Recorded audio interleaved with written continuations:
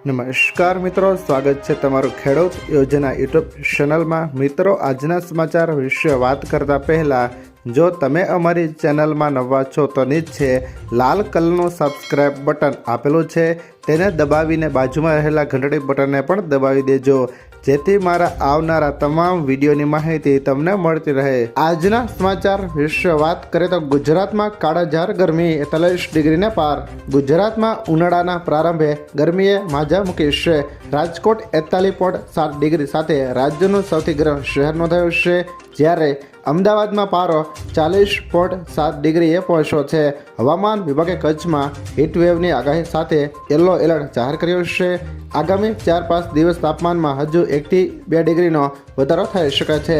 ઉત્તર પશ્ચિમના ગરમ પવનોને કારણે લોકોને બપોરે કામ વગર બહાર ન નીકળવા સલાહ અપાઈ છે। ત્યાર પછીના સમાચાર વિશે વાત કરીએ તો પેટ્રોલ ડીઝલ સસ્તું થશે। જર્મનીમાં પેટ્રોલ ડીઝલના ભાવ સસ્તા થઈ રહ્યા છે। સરકારે 2 મહિના માટે ઈંધણ પર ટેક્સ ઘટાડવાનો નિર્ણય લીધો છે। પેટ્રોલ ડીઝલ પર લગભગ 17 યુરો સેટ પ્રતિ લીટર સુધી ટેક્સ ઓછો કરવામાં આવી શકે છે।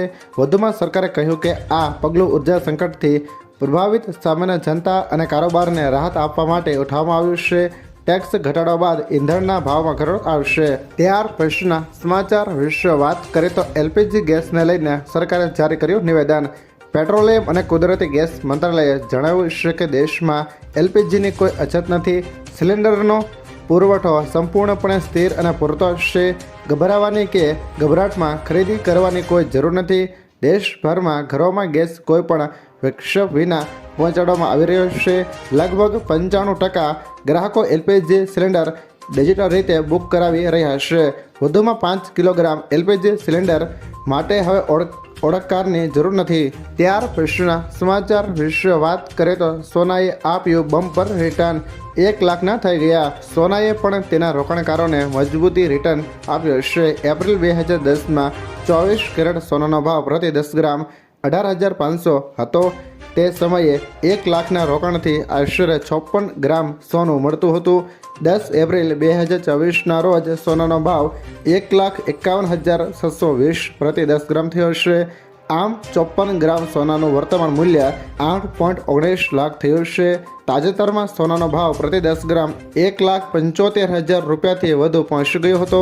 ત્યાર પછીના સમાચાર વિશે વાત કરીએ તો રાજ્યમાં ભારે વરસાદની આગાહી। દેશના કેટલાક ભાગોમાં આકાશમાં કાળા વાદળો છવાયેલા છે, તો કેટલાક ભાગોમાં તડકાના કારણે લોકોની ચિંતા વધી રહી છે। આઈએમડી અનુસાર આજે હિમાચલ પ્રદેશ, ઉત્તરાખંડ, જમ્મુ અને કાશ્મીર, પશ્ચિમ બંગાળ, સિક્કિમ, ઓડિશા, કર્ણાટક, આંધ્રપ્રદેશ અને કેરળ સહિત 12થી વધુ રાજ્યોમાં ભારે વરસાદ અને તોફાની ચેતવણી જાહેર કરવામાં આવી છે। આ રાજ્યોમાં 60 કિમી પ્રતિ કલાકની ઝડપે પવન ફૂંકાશે, જે જીવલેણ સાબિત થઈ શકે છે। ત્યાર પછીના સમાચાર વિશે વાત કરીએ તો અંબાલાલ પટેલની ભયંકર આગાહી। હવામાન નિષ્ણાંત અંબાલાલ પટેલ દ્વારા ગરમીને લઈને આગાહી કરી છે। આગાહી મુજબ રાજ્યમાં 12 એપ્રિલથી 20 એપ્રિલ દરમિયાન તાપમાનનો પારો 40 ડિગ્રીના પાર પહોંચી જશે। ખાસ કરીને ઉત્તર ગુજરાતમાં તાપમાન 42 ડિગ્રીના પાર થવાની શક્યતા છે। પાટણ, મહેસાણા, બનાસકાંઠા કાળઝાળ ગરમી પડવાની આગાહી કરવામાં આવી છે। ગરમી દરમિયાન બપોરના સમયે ઘરની અંદર રહેવાની સલાહ આપવામાં આવી છે।